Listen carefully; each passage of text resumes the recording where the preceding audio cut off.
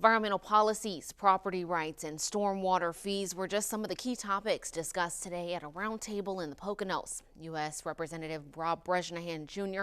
sat down with the EPA Administrator Lee Zeldin and local leaders to discuss how federal regulations impact Northeastern Pennsylvania. Fox 56's Elizabeth Hakis was there. She now joins us live with more on the discussion. Elizabeth.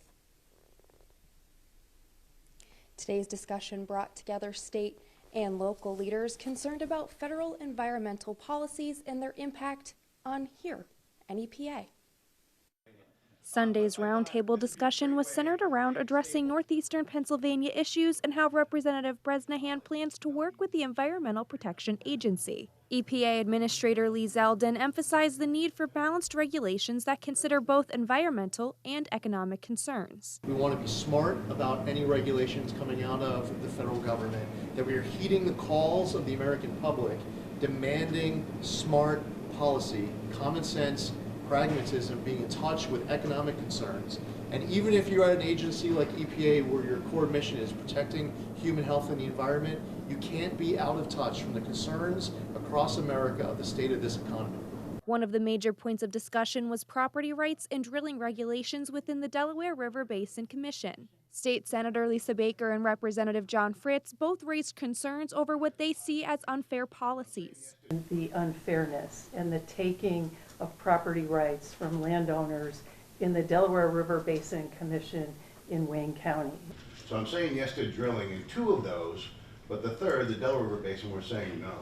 It just speaks to this fundamental unfairness. If it's safe enough to be done in 2 river basins, why not in the third? It deprives people of their property rights, and to me it just speaks glaringly of hypocrisy.